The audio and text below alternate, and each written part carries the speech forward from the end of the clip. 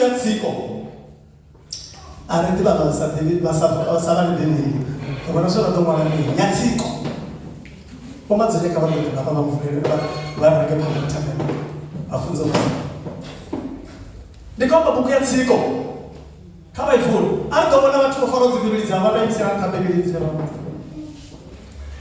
barana bibili kama isira abantu ifara le bibili entaribo Omazi nyama msecha na muri yaboni ke ibone ke bate msecha haleluya ya umaka woni kurone sakatso haleluya ya wega bone chilaze bone worenga bibiri ubiga yona yantu nokuzibala bya egi ya bibiri gani egines bibiri ya gani hola mtu ya mazi vesa kama ndo zino uko hapa muri acha fara bibiri wewe hela ndione ndira hiyo kenenga itone bone bashike muzimuni heyo bibili repanda hapo ngauri shiba chimara muzimu zumbura zvitu haleluya kata kuri mina mleze wafunzo mazinyana reke pana tabeni muzimu wa shukranzi ashwange kadoro ya balibo riwa chipinga chemuna washori sitochia ulaya wale bado tunekeza chenga chilizi muna washu astwa ngoro zola zototea wala ngoro beribana muna washu choto chilizi muzimu washu ndobaba kali wana mtaka ronana banabo muna washu gachino chipingai ergofa wale bachangana rine kama farise mudinda wabo muna wangaba mbanange memeza muromo wawe ore ambe otema kumetra vonge tatu mudzimu washuka vanhu vako vafariseri nenga mutini uri haya maambiwa kana makumetra abva ungeita duru kave one ane ashumela vachilo ashu ashumele nyika yashu ashumele na uchilo hatuva rimwe na rimwe mudzimu washurira zvidiva zvakuti kuna zvipinga zvine musikungo lavo lichiambiwa havana zvikakisi zvinji mwana washurira chine chipinga chinene kaidza satani na mbiyo yako yote ya madhimoni uringa chino chipinga musikungo lavo lichiambiwa kale wani budzuro usongova na zvikakisi usongova na zvikakisi nga mihumbulo usongova na zvikakisi kamusinga zvimwe zvazvithu zvine zvavahane kutsini muno wanga hezvothe ndiyazvikaidza ande nditova na mutanzi zvo ndina manda auzvikaidza ngauri vone kutozviyamba kaipfi lavo larina ngoho muthu ndomune amanda mudzimu washuwa ndiita dokutadolo ndikotenga na ufulufhela zvoringa chino chipinga ndi awara yavone amen. Kare da dabar wani zai musan da mace muna gana wasu. Ni ikoli uwa kare buguni ya shia tsiko. Kare buguni ya shia tsiko Genesis 12 Genesis tsiko 12 di Genesis 12 verse 1 to 5. Vale maeneo. Verse 1 to 5.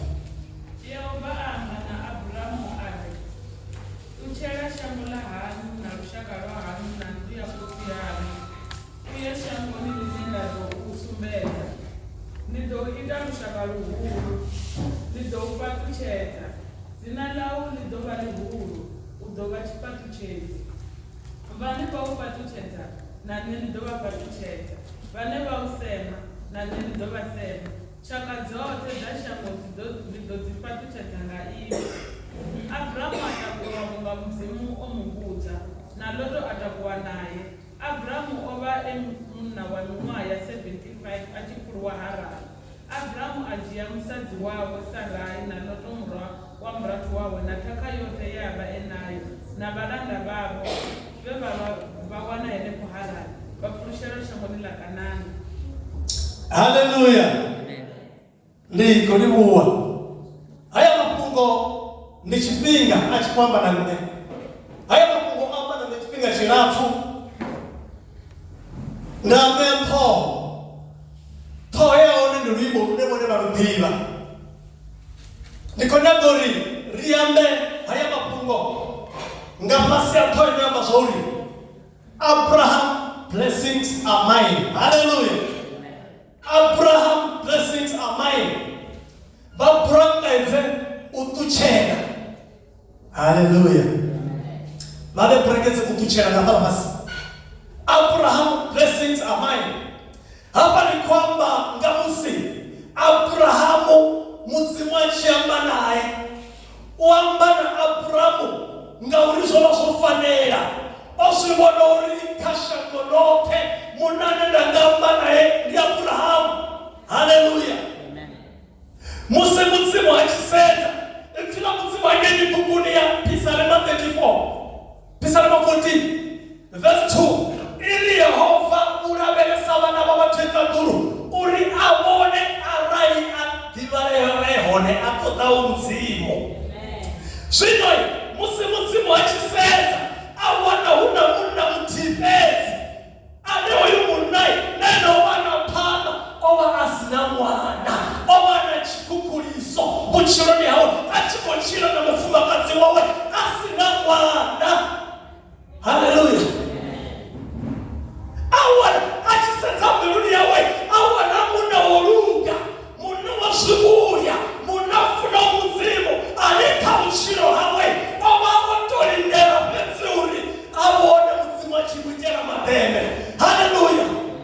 Bandi Abrahamu achira na mufumakazi wawe enta nolinga ichwe kipinga alwa Abrahamu abandeli apahangara bakitokera mwana uri upata nono babo urone atinga kono badisa na kofaneraho atinga kono tisa sineso matakaza ati chifenda chiri matakaza mbiruni ni mwana ati atinga kono tisa matakaza mbiruni sino asipinde bachitsirua niko watendea baekapuli baeka mufumakazi haka utoba mekeza mwana na ngozo iteba unaga mara mudzimu chabo mwana oba mwana dunia ori huna muno rugao shangoni na mufumakazi oshika unaringea amwitisa soko fanera ndiso nisema Benjamin oho mara mtu wala kumutotalisaka. Hallelujah. Muzimu mudida Hesho bachishuga na muzimu muna chitu chine bafune chitoga usikuna masiyari chino fimi manga muzimu muyamuketwa bashika mani warumerezera barumori munofana uniono badala ni madura badala mudiro wa Abraham mara kabali na chomeni wa muzaimu wa mungauri muzimu ambale Abraham asa tuwa na mwana musa chite chitu alitakuwa. Hallelujah. Abraham alituchera baha na mniakozi yao na ushaka wao uyashamba nidhimena to usumbete hedi promisinde wana mafuna ikile msiku na masiani alitoita ushaka uhuru wana mashaka uhuru na bana uhuru bato na baba nitware bato bachidurwa na chakura munga Yesu. Hallelujah. Bachidurwa na musiro na baba duru ngena roba nitware ribatubanda. Hallelujah. Roba ribatubanda mara mzimui nga Abrahamu Yesu Kristo msiachinda adera nino rimeka tamanti rimitori ribatudurwa na Abrahamu. Hallelujah. Hapituchera baha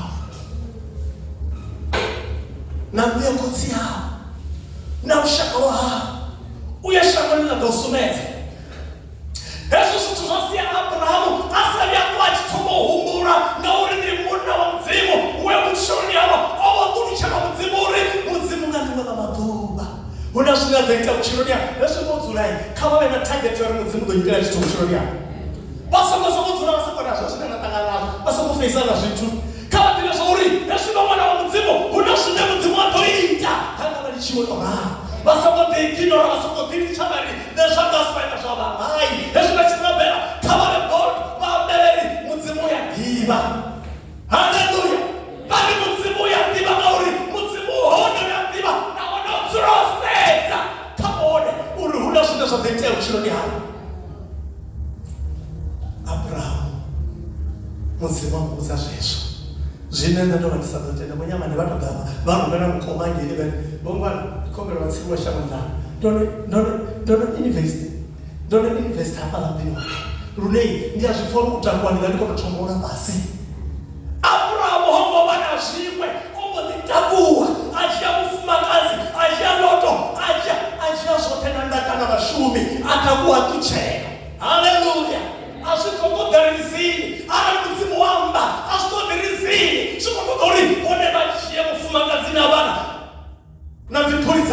atuwe vaye une mudzimu akwambaona mudzimu ndi wakupedzisa dzipurupesi dza mudzimu kuti panani navone vana purupesiso yavo muna Yerusalema nzvakamba Yerusalema aina zvazvina Yerusalema ndipurupesi mone hezvikushumira kukanda zvori muna Yerusalema fika mudzimu zviri hakika tumoro 21 lidotsa lichibva kadhuru lidototsa lichibva kadhuru lavo lidotoda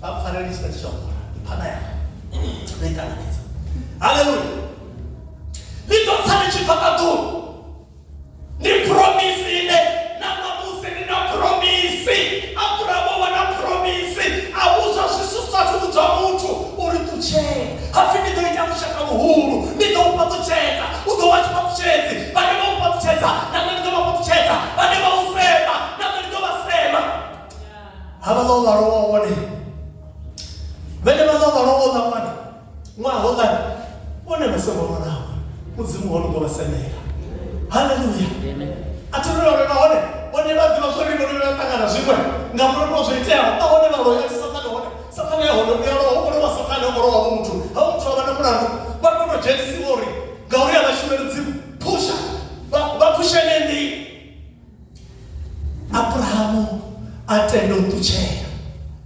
mudzimu amutonda amufarisa karitoya kabuku ya Vahebrew 11 verse 8 mudzimu amutonda Abrahamu atuchera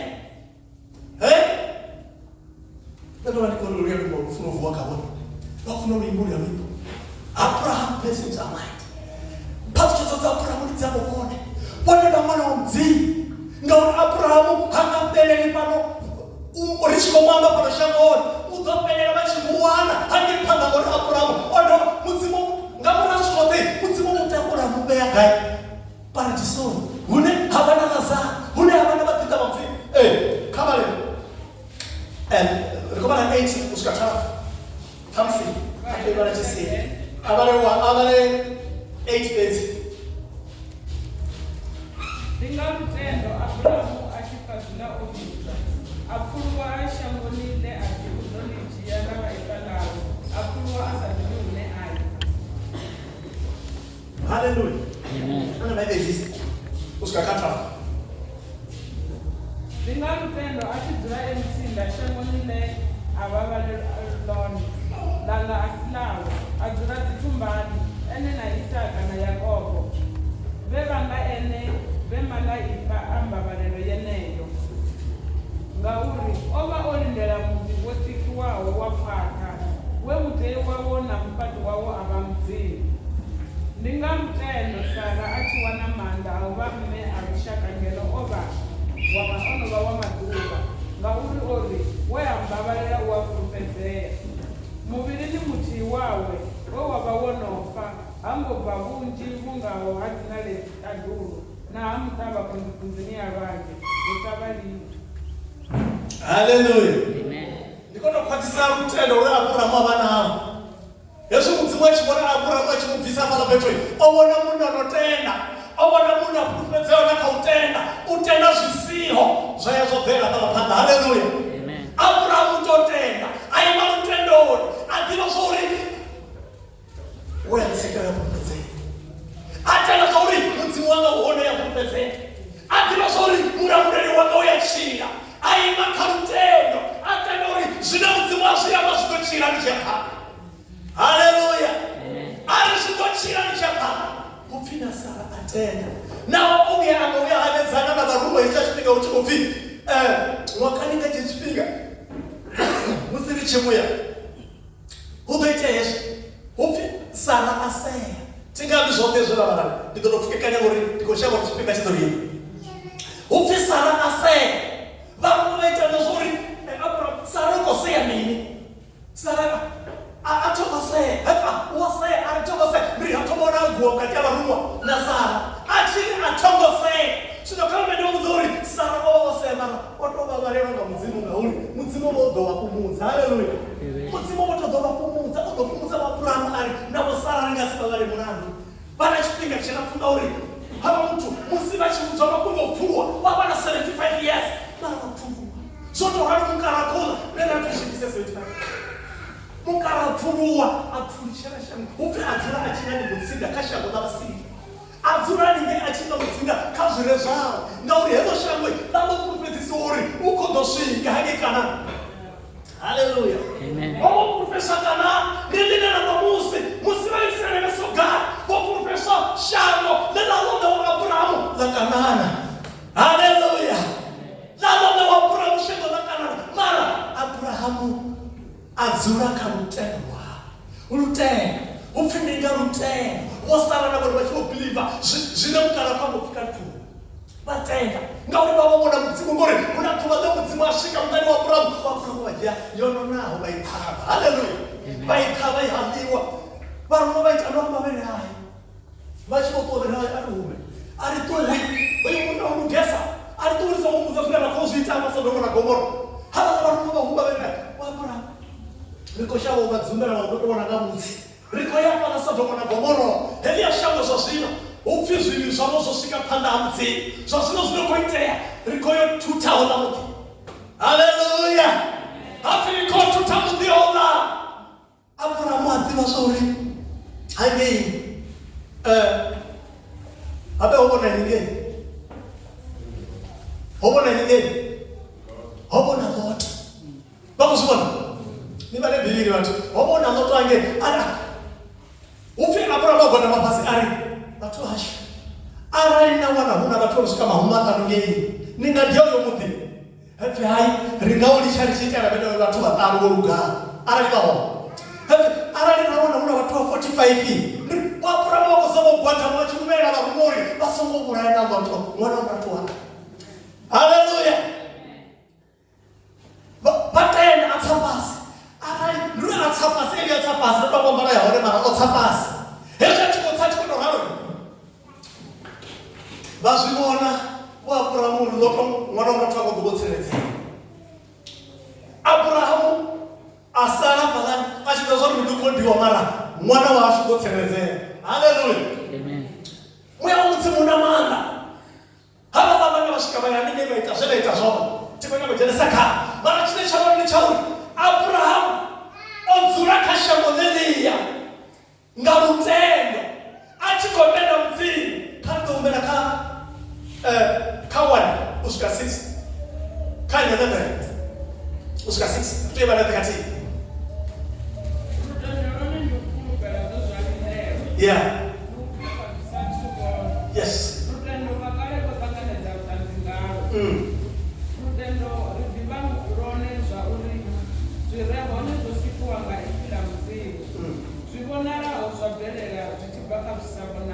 yeah Ndingamtendo avere onekeza muchidzimu chipirawo chakai. Ngarone okhautande hari oluka.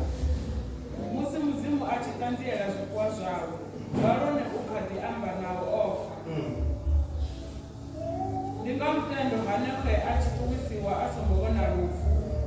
Asichabonwa ngemuzimu amuduwisa. yeah Ngauri asatuduwiswa okamtera avi.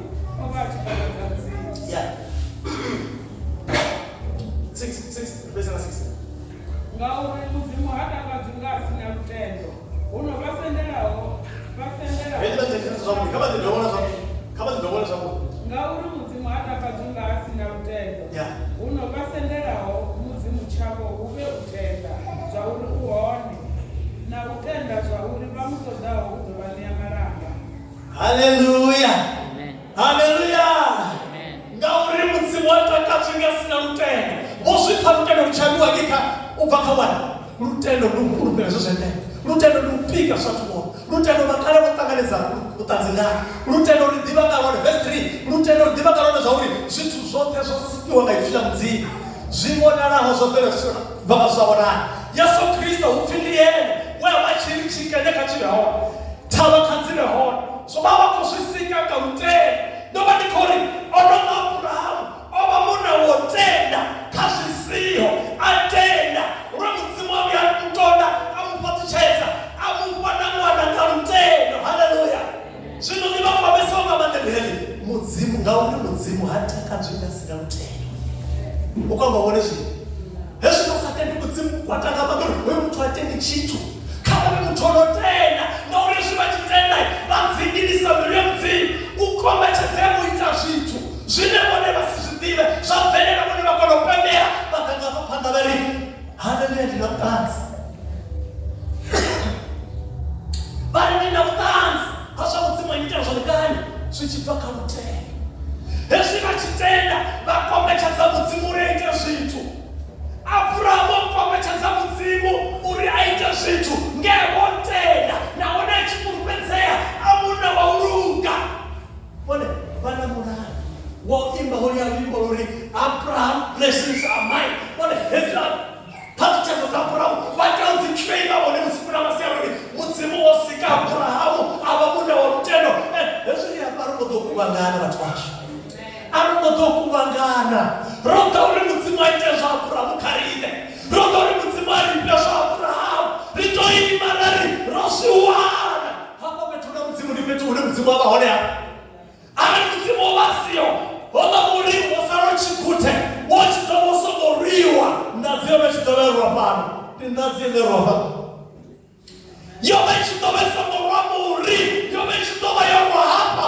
Uri sichakereka Mara mzimu ari hai Bahone monotenda Hukwamba wabone silo kama kwa tise rutendo Abraham Kama ime rutendori Uri mzimu kwa tise Afurete Seabe ya panda haa Haleluya Mzimu kwa yako fureta Mara undo furetani Nga uri mwane matupenda Mwade ni mwana mzimu Abraham wasina suchere Mara na musikereke na musi Yomzuro suchere Kereke yomzuro aluwa maoni Neri chasufuna Nechafuna suchere watu washu Ati chasikonda Yesu ni amai Nora amerena na musu chitofi Kauta kwe anga waingi Nidofana bibili naisa kapaka Haleluya Ndatena Niko samuri Ni home shiritasu nekane Haleluya Niko samu homa shiritasu susike unenda lahoni Niko samu tuku parana kila zote Ngeno Nikiseza Uri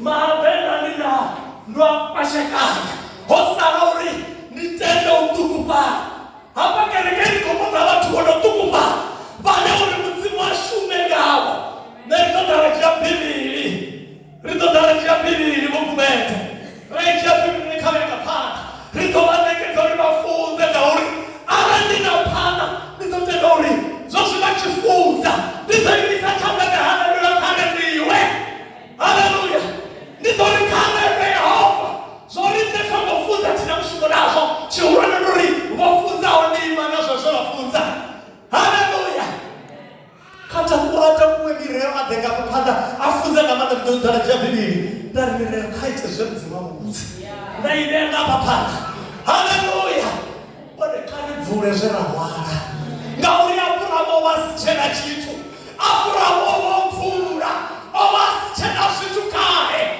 Watuke kwenye shini ya manazo Ani Nitotendo tukupana na ulimkara Atendo tukupana Abraham atendo tukupana Bandiba Nani alimori Abraham blessings are mine Ni akiba zori No zasa zote Mara tuku nikozuwa Nikozifana na zibisa Hallelujah Wadewe Aramoto kuwagana we Aramoto kuwagana wakera sione bana Na musirinde mdori Musimwari nje chitu Rika musida chitu ribe chitu Hallelujah Musimwari nisena chuzamudi Hey Musimata kazuka sinatwe Musimata kazuka wasatendi Yesu mwene machita kwa wachita na wakundo wana mtu watena Wachita kwa na wapu wachipika chipio Wachita ufara chipika Kundo wana muna notena Kala mfunga zao notena Kala msizana notena Notanga notena Atenda kwa Yesu Kristo Hallelujah Wale kama tenda kwa Yesu unamana Amen Hallelujah Amen Hey Kama mediba uzori Muzimuni wa chini zima Uzura wa sasa Uzura wa meresa Uri amone anali antidolele hona kutomzi Uko kama wawona Bana kapero Lipa umura wa hini kama Abrahamu Lota naka Yesu Kristo Miamketa wa mbuditako wamani Unadaka umure nani Miamketa chimila chimila pano. Rifuno wana miyamketo kwa chimila chimila. Miyamketo wa dada marama. Watu washikamu kino wa Sakaria. Uchiko kwa tisa. Za Abraham. Za Sika. Za Takua. Huko sume za mranga pana. Hata kuwa. Musi waisa zino za watu. Batembelenika kumwachi kunaka. Hala watu. Kaya wachi salama ndani. Baka nafika chiko. Wano wachina bela. Wachini zema. Wachita hote. Wachikora bela mwoto hano. Wachipe. Wasakaria wachipe. Wachipe. Bako wakufara zino za watu. Na mzima. Wachishikala waisa zino za watu. Haini na ufara mikoze. Bako nizela na bako liga. Haini. Hapo keza ziti. Bako nekeza zino za watu. Bako nekeza. Bako nekeza. Murumwa Gabriela mpinyu. Hallelujah. Mwe mketa wa dibaba. Mwe mketa wa mudi. Watakuna wa rumwa. Bataveri. Homo ne ya pumeze. Murumwa mudumresha. Are wakati. Hallelujah. Ngachele chichipi. Hey, murumwa ya dibaba. Are wakati ngachele chichipi. Mufuma kanzi wa Elizabeth. Udope pamano rofio hana. Asomo nosomina aho. Nga uro potchetu wa mzima. Hallelujah. Asomo nosomina aho. Nga uro ni mtoto wa mzima. Varima iso sudritani upa Elizabeth wana mke guru. Hafi. Udoshibona na uruvana musiwe. Udowachimuma. Au chando anda. Usikamene no duwa. Nina kutopera da. Hallelujah. Hey, kando ramzimu zandama. Mzimu moro ungama. Chino fere. Muro unga fere. Muro unga fere. Hallelujah. Hafi lelo duwa nina kutopera da.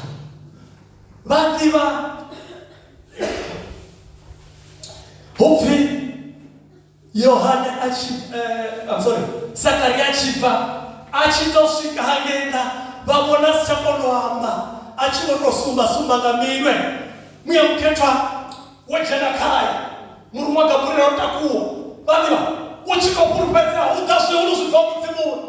Shanda shakaba kaiwa. No wachiko fewa. Mwimba ngapa chiri. Nikoli mwa mzimu ambarane. Mzimu onroda. Mzimu njera matele. Katola chamba. Wako shamo sewa mori. Tikarekeza shuto zina mapugo. Sino suchera. Wane kama vyoshera wako rekisa wame. Wako rekisa wame. Bativa. Wane mapema wame. Patara mzimu itachituma antela wame.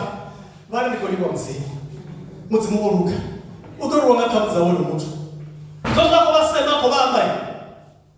Mzimu ndo mwana watu. Ndio benda nikufunza mfuni ngake basi. Wone.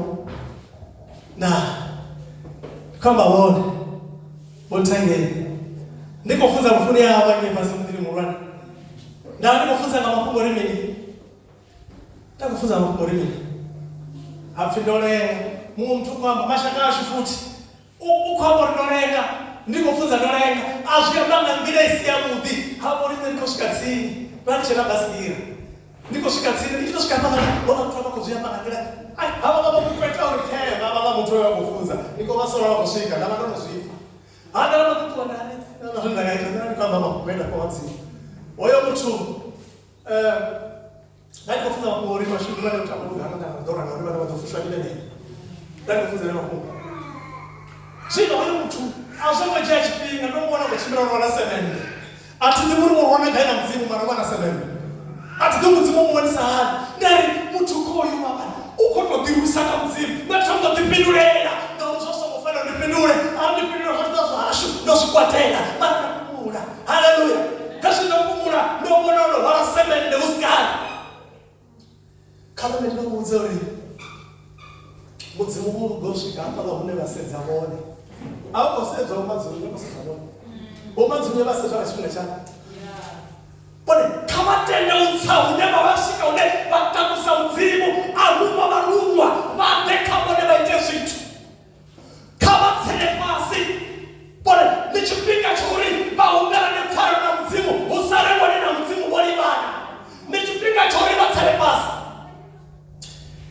29 2019 ngazinaitini za mzimei ndasa zozobona mtu wakolona mwa ndio ndio unafanya pesa na pesa na mlango basi tu hapa zo kuti nena tshembera mahata nana de wara mahata nana wara mahata hene bagirike yene jusqu'au chimela vamundi mara basa turoba ndaba fwerera na bishop bakamba na mwana samelo mtakatifu bali mwana na mdima de one na mbi ndio ndio kwa bone bashikuwa zo ndio matanga ya kutuchana kwao nikombe na fano bishop wala ndibone mwita uri nendile nzina nazo hange muraundi chimya makwano ya makwano ngokumza mabadi mara bone mwita chitu nga infinity bantabera na kwela leo hai tinga donga chobo zubona no zubona mzimukala patuchetse nani mongwana baba bafano patuchetse mongwana na musindidegera zo kuti ndakuwane ndotumanye ka humurana one humurana nere humurana kombe na fano ati mvisa kama mfarada hapo mvisa pero humurana kombe na fano muratoa ni muratu ndio muratoa ni kombe na fano kama ana na ndoshi mazone mungwana sura ya mtu mzima ndio mafarena wone ni kwamba sumbilo ni wangu umeona baba umefare una mtu sombele fare mbeluzoma mara kwenye mshumila mzimu mbeluzoma to hapo bado atokopela hapo ndo dua na kizima ndio humwe ngombe ni kana mafunzo za bishop na mtu kushika kama bishop hali na msidele na nashika twende wale mungu nichukua waona nichukua kuna mfulana roshi kana mtu mzima mzima kama funzo na bado ndio kuna watu mzima watu na watu kwa kelele goma kwa waloga watu wajinga mara nana musindikati fiwo mwana ngazini atondo tena wakofi ya mamode ndo mijani kadibaka fomtiri hapa daga tufu ni mhosi ndo muone ndo turaka nani kwa bono mazinyele nalo wena kwa msanda wachiko huru wa mazinyele kwa tuwani nani nalo wena kwa msanda nani kwa uonera mhosi muna zuitu analisa zufuniyo ndo zili chana tinga mikosi mabo ndo namuna ambakara ndiyo zosi mingwa ya mura uko ambakara ndiyo bosi ndiyo ambakara bosi asiya bosi ndiyo efindi yangu wana umakana ruko lini bangu muna kutofara kupinga kwa mrama bari mwana nano do ulumba ndi mwana ndu fama fara ndiyo kwama neri atoko zuifa bosi kana dawa koma wone mwana kufa kwamba bosi amangi neri atumufuni ndo buhana atiko kwamba zoma hapa atiko kwamba watanda nori nyana na boso yenei nakiti mana ya kafuzi wa mtamele bafuzi bamfarena mwana nikome na farena bashitu wa zongo wa zongo fulani na mahata bafuzi wengongwana nori mwana ne bado ndatendo mtabasi na msindika ndizo tuwongwana wone basambi zabo mwana wako dolishi bangwami zori semu nori tuwongwana haleluya ndo salifasi hapa ndo sana palo geregeluri mireka kwa kutofunza ndio fara bili wata kwa kufunza ndio fara bili ndo tendo serapasi kabase muzimu ndo batona unashuna muzimu akaita ushironi hapo basongo ndio soko tu abona milioma isabende yonukala basongo tena ndirisho hey bone kama tendo usana kuna watu wale watu murumeli sana pindira ni shambele ni mshiji wa makone ati temuri watu bamukeni mwana bako baisa bamwe mutuko tuwa chini hapa mtu mbaisa bati acha nchele wadala kirikisha hai wana kama tekerekeni hapa na mtu wana mapungwa wasi tutuzanea ato tuzana ndio bali kwa nini sawa na mzimu kama tena usa kwa shiri hapa na tasi yao basi muhobera na zabangu kama shida ya boso ya wanafanya ndio wa mwana wa mzima haleluya murumba mzima achitofanye ya Elizabeth amutaka wa mwana aya kamusero Joseph Maria nyamketa hola msitana murumwa Gabriel nari iwa mupatu chacha kama sati wote mzima wana waruka una mtu zino muzimu uri mwakani ngachana chichipi udobeba mwana mtukana anezina la wadobi zofi Yesu diapone kodore ngura wonesu na musibone bone ngura ba Yesu Kristo ngamaroba sasa kwa baba hani kuzibona ngasonda kama ndekwa na siku Yesu achikodua ngapama ichibva na mama ndari kuzvibona ndaseza naona uri zviya baba ore munhu akandira ivava ine avari wavoivona vakufisana nazvo voivonai vavachidovaisana namanda none vavachidoringa azvipi mwana wa mutu ezvozvo miyawe mariya ova ehone achikuzvivona hafi wakanenge chine chichipika udoona mwana wamtukana newamudomrinoni Yesu.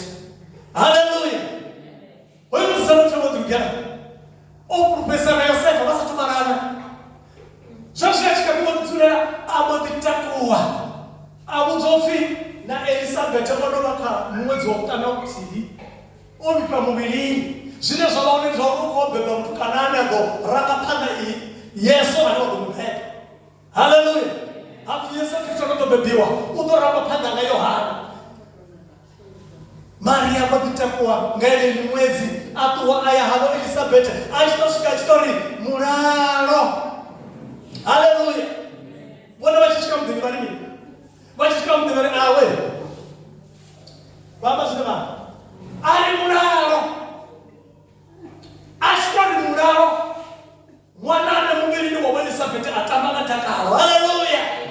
Mwana atamba ngatakaro otakara chitori honda mmea murena wanga Yesu Kristo.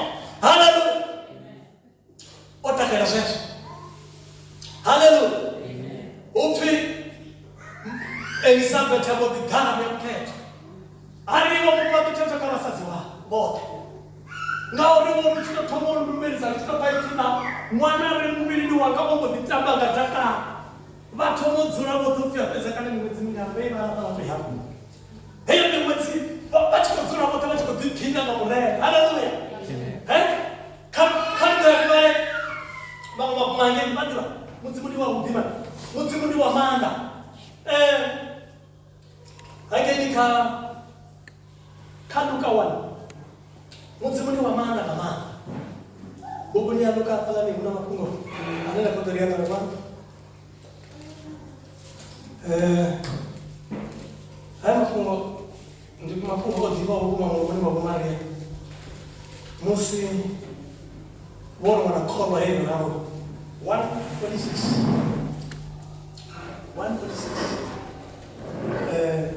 na 47 Luka 1 verse 36. 1:46 and 47. Not even our Jesus. 1:46 and 47. Maria ari mbilu yake ihulisa mrema. Haleluya. Maria ari mbilu yake ihulisa mrema. Jabo shibona o asabu shidamene. Kabeba. Moya wanga ubipinanga mzimu. Hey. Moya wangu udipinanga mzimu muchizi wako. Wone vakodipinanga milina. Chitu chinara chiramba usiku na masiyari. Ndi moya wa mzimu. Ngauri ifila mzimu miri otenda hongaro bezo kuchicha. Asongo tena uborako. Badira, heshimone motenda. Mzimu wabizera petu hune. Uwa wasara. Urimone chine na itachone. Nurabe ushika moya wa mzimu uchita. Unanibono unarambiwa mamanda rofi. Fili dorabe. Ufini dorabe. Wale kawara berushika uchita muya. Haleluya. Kawara berushika muya uchita. Uga ushume kabone. Muya wako dera shesha ori. Yesu Kristo achiko wala changoni. Ori atinga tu wini note. Nidonisia na mwimele. Atinga nisini note. Nidonisia na mwimele myo keto. Ori ale tusakori upari derisa kumurabera richirabera yatanya mapelero mara mwanto do do basipelero. Haleluya. Abanga pelero mwe okato nado bali ko libonewe sabana wa mzimu kabala bele zintu mzimuni ngauri jesu na shawo nena zitanganeza botanganeza mzimu wa chitsi botanganeza mzimu wa sabaye botanganeza mzimu muhuru ene munda wa shanga sona nitira mzimu diri ngauri mzimu ahuna chintu chinyasi chikone chingaba mini chinyamone bakachiyamba mzimu ati mzimu basenza Yesu obasenza itira mzimu diri Yehova unabelesa bana batenda dure abone arale dole kana kudomzi Yesu chibone bana sosoke mara bakotote ndo pringeva ngabishume kuno mchiro basongo tenda ngauri Yesu Kristo obasenza tubana tuwa uyabasenza ndo kama munane ache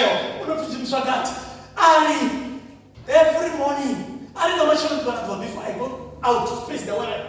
I have a short time with the dead. If you don't see me there, you're going to Linabone, Basako Lily Shine, they had, Valina for the Hey, no, Bukui, they don't make out Bashika with the moon.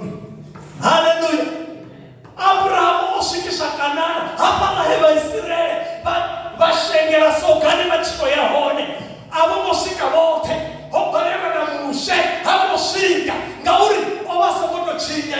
Utotai mutsimawo munguzori irwento mohevi. Livema tibesire leba kukungulesa. Vanwe mati. Mushe ofisu baito mohevi, mushe abotongwa. Hallelujah. Mushelo toba achiwele atombo mudzimasi nori tombo rutorwa notosumba. Hallelujah. Instruction ya mudzimu yomai kori kasume hubonere muhuro ya mudzimu kasume hubonere manda mudzimu kasume huite zvitu zvineba isebe vazvitese sauri mudzimu washu uhone rinaye. Hallelujah. Neno manikori bonewo kavatechelesa instruction unani muhuri notoro muchifi tecelesa Yesu achi niene aete itindila Yesu. Hallelujah. Niene aete awune mtone bakamufa Yesu bashira bela badoshikori bana ufuno kamtumu na mwana bakochira naye bana ufuno na uchena mama na mapeta bataliyo mzimu kautuse badomura bela mtwana mapeta kama mapeta nje kama mapeta kwa mbele mapeta zito watu wana zito zinobora kama asome chipinga chikohele chomipa kwa kuna watu wangana watunga korona kuna watu wangana watunga zino korona ndio sabayo wako kusobotua zino para mbona chakosingwa wasi mama kama pekamu hapo kama pekashwa zino maisa wa mzima kama tende uba mwana na wakutulwa. Hallelujah. Kama tendo tera basi fosenda na kuingia imani yao yao ndio ribanzera kwa mwana wa mzima. Hallelujah. Kama tendo wa mwana ngauri raba bakara na bakengu mwana sungaiti karentele panda mzimu rote imani wale ni mali mbele yaka ibisa mole moya wangu ndipenda na kurenda mchizi wako nisino pameruni zino zivoka bonesi ya karakata kalivete mamungo karakata kalite zino kwenta baba risapota huyu mushumo ngauri mutsimora vera zvikarine hono ni mushumo lutakure mutsimora basiyana ko musimora kimana kwa imapele ndo kufunza nani anazura nani anafunza rozura baba rotakusawa konera kudari kusaka duwe mukone bashaka wandishaka ni mara kama ni mabutsa muzimu achikamba kaona kuna muzimu amana ndarara sapa. Hallelujah. Rara sapa kanto ro muzimu zanga afindi rara sapa bofu rara rara afindi sapa elia jaka ndio hapa ndio tuanze na mafunzo ya leo. Niko ndekeza waranza afindi hapa anepa ndio roima naye ndio ndekeza ripesi kwa tabelo ndio bariso bola bako mwana mtoto goroni nikukosa daka mtani kawaranza na wafunzi waranza vaneni funo barabere na mtu ufiwa kwa baisa na mama ni funo barabere ufindi mtu bane bako baisa na mama haya aba kwa ina kereke zama mwana wako aba kwa ina kereke kete barabere uri patela nduke hendo uri patela chamba chawishi muzima amvisa kabora kimana bakufunza wewe mama sezaya baba ndiwo posoda ndakapopfane kurabhera mirundi hapa ndodzora dai mudzimu wako richirane hekereke vana milingo michisaka maka ina ro chidwari sichachena kereke nana ndokudokuwa mara mudzimu arai ndikoni vafunzi ngauri chipinga chamuseriko tuwa riko chimbira baba chikutadza viri hai karinga zvu ranga zvuoni vandiva rakangana nanozvito zvakatangana nazvo mara nanamusi rosana panori hono ni mshumo ya kanda bone chitanda chashuka na kabone. Hallelujah. Chitanda chashuka kabone kama chifare bagitime mam run kwenda wimbo so suka bone sikiti referi kitime zanga rekitime zanga kali kitime ya zanga kama mimi mzuri hapa peto una mzemo Maria uri mbele yake uri samurena muyawanga uti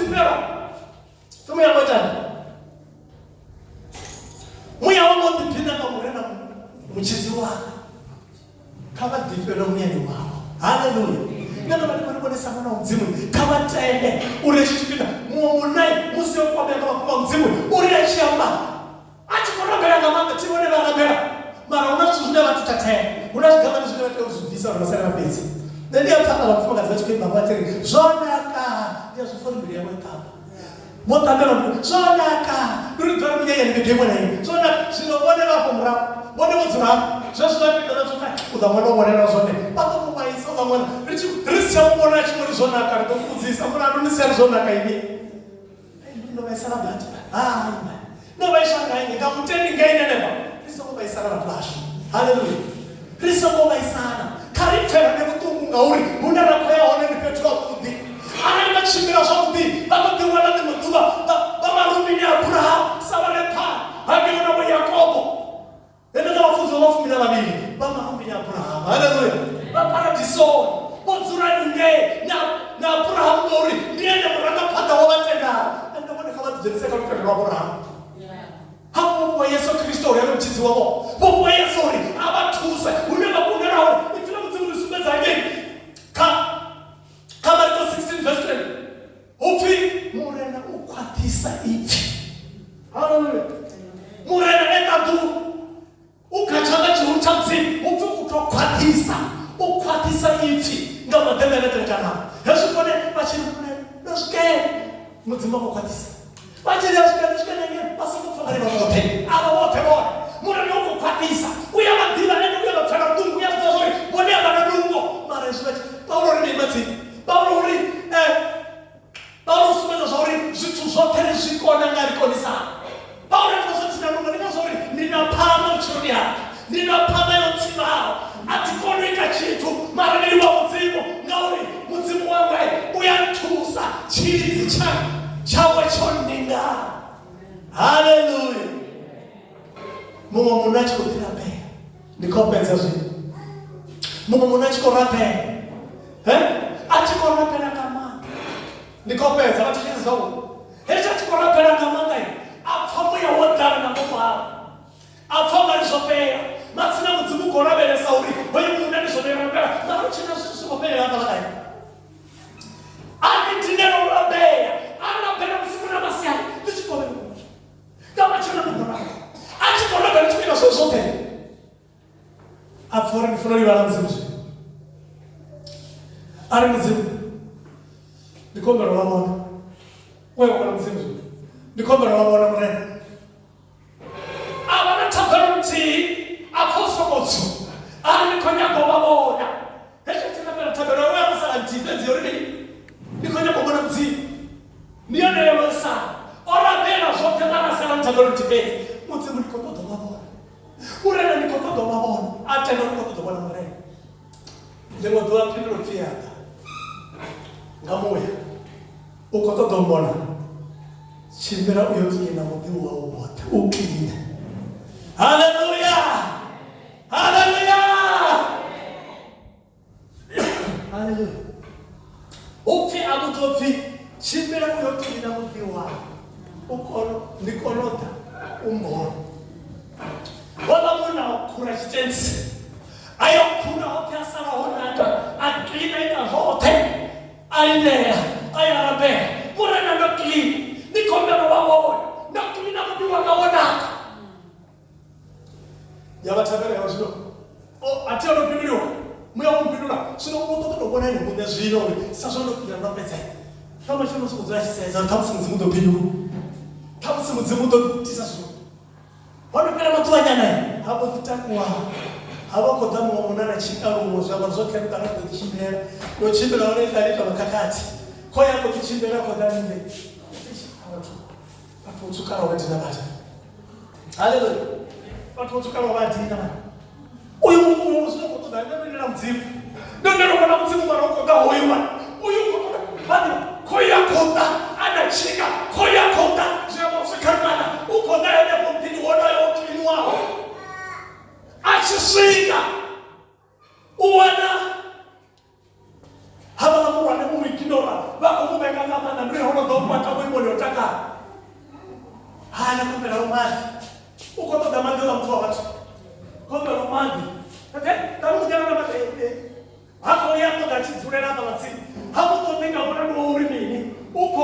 chika. Wala muna akuwa manda kuchana kwa kuboga boga. Toka hapo ndio hapo. Mara kama ndio wamuza. Amira tabarunia. Ali murena mikumbe roho. Haleluya. Haleluya. Rikadi barote. Nani kompetiza hii? Mur mikumbe roho na mure. Pendura ya muya. Uko tutomona. Ai hapo ndo bado sasa nako. Ndio bado wewe ignora au bana na mne. Sio ndo kitu chela kwa ule au na watu. Haleluya. Au na watu sio ndo tua. Ndio ndo tamara ndo tua. Ngauriwa uroni watu. Watu wadoka iwe utoseza mambo sabuti. Sio nendo kando tua na sori au kupete. Apa tabara amrena kama ndo ya bana. Uri kama tabara boy. Uko toka washibu ya kama ndo uri. Osmo hey. Matsina varana mudzimu asibote mutambao. Na varana chika vana mudzimu. Haleluya. Na Lazaro una mudzimu. Angeni kabuganuka. Lazaro ufi obona mudzimu obona oba achi kuchira. Achinga sautu zvawe mara ene ana mudzimu. Ori achituwa ufi varumwa vadava muchiya vamusana ruminya Abraham. Zvinoone vasongo ignora. Kawatanganidze muthumu wena mopanda. Kawatanganidze narina zviyameya. Kavamujeokorao. Ngauri ndi muthu wa mudzimu. Chavo huve urambera. Zvinochimbira. Nandoma ndikori masiya akatonanga musimu. Mone vasongo ignora zvithu. Una zvithu zvovalivaho zvavudi. Zvingavaitira mumachero kurwaninga mana. Karita mwaninga na mleji.